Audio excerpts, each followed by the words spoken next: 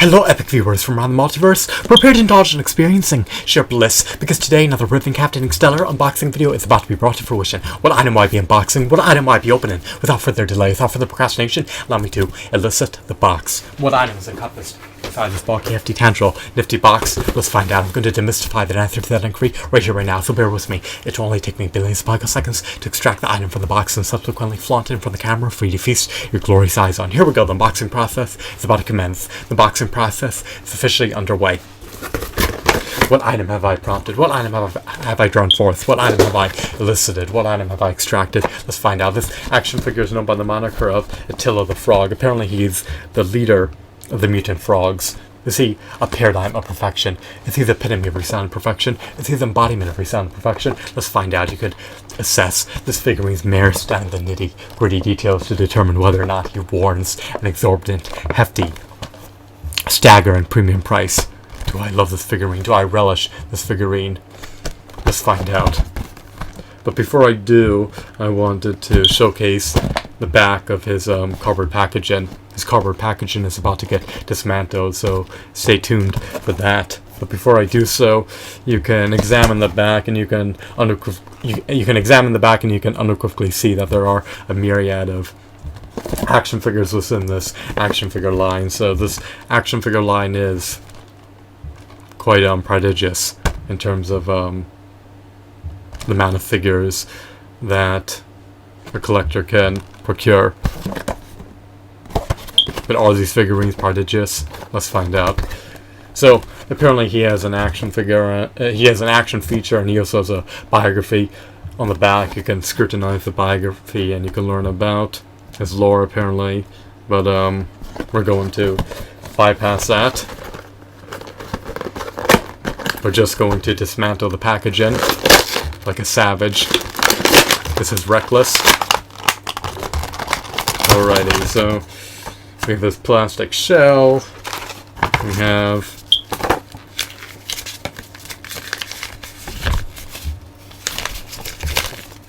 advertisements for more figurines that I'll desist from buying.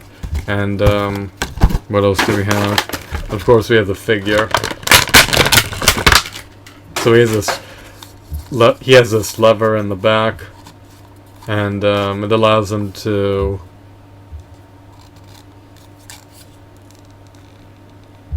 eject his tongue and retract it. So his tongue is now protruding out, and the tongue is comprised of rubber. Now, what do I detest? What do I disdain about this figurine? Well, he lacks even a modicum of articulation. I revoked my previous statement. Apparently he has 2 points of articulation, which is pathetic. So he has 2 ball joints in his arm sockets. I would say shoulder sockets, but I don't know if these constitute as shoulder sockets since he's a frog, or a mutant frog. So we'll just leave it at that. He has 2 points of articulation. He lacks a modicum of finger joint articulation. He lacks elbow joints. He also has this he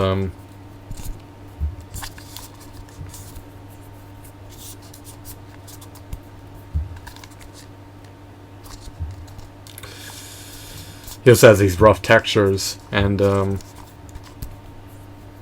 they itch my fingers when I touch them.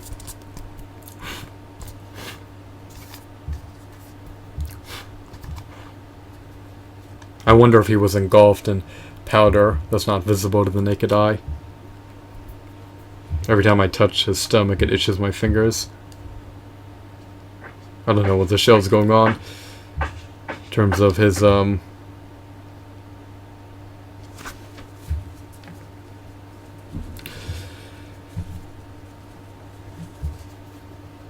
particles that his body is lathered with.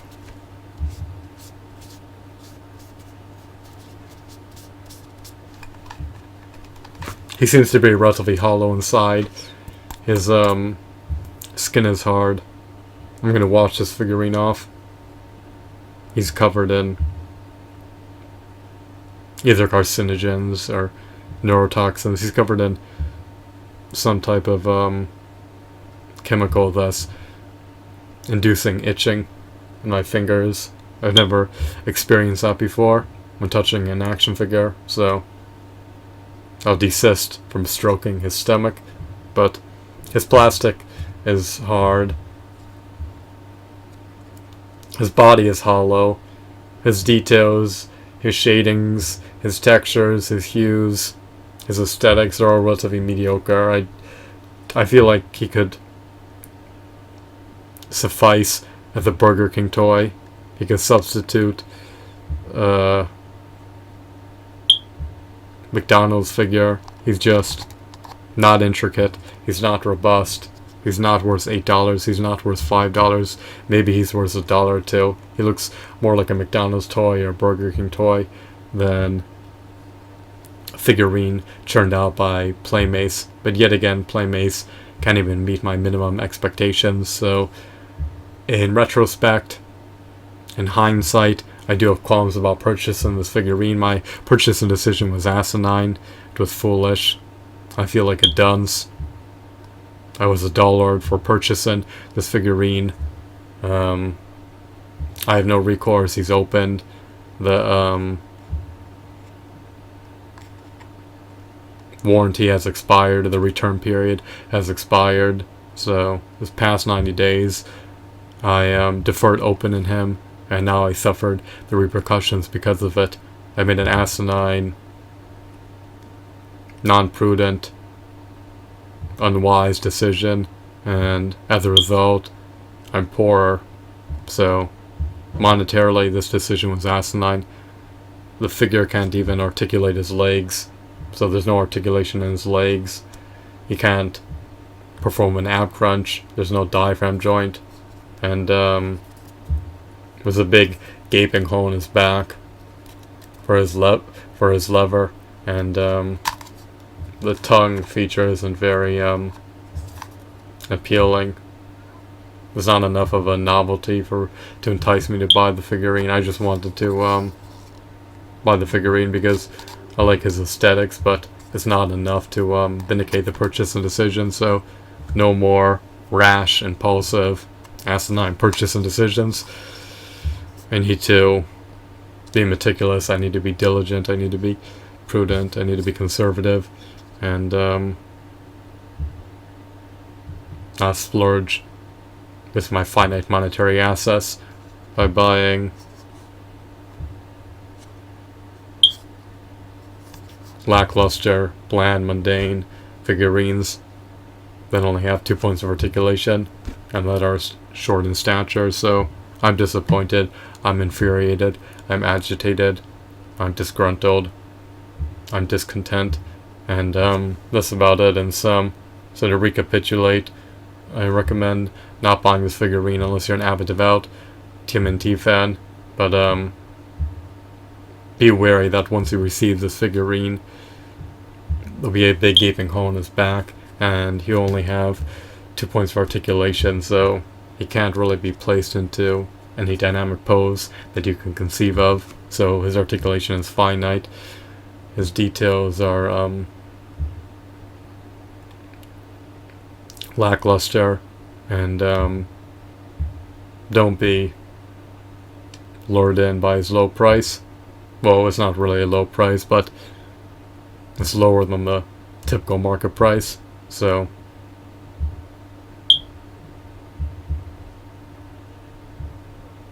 you shouldn't find that enticing if the figurine can't meet your minimum expectations. The packaging embellishes the figurine. The packaging augments the value of the figurine, but when you unbox him, you realize that he doesn't have as much merit as you presumed he would have. So don't be deluded to think that this figurine is extraordinary. I mean, you shouldn't pay more than $1 or $2 for it. The details are not too bad, but articulation is lackluster, which is a salient issue, and it just seems to be relatively shoddy. It looks more like a McDonald's toy than a $9 or $10 figurine. So those are my final thoughts pertaining to the figurine.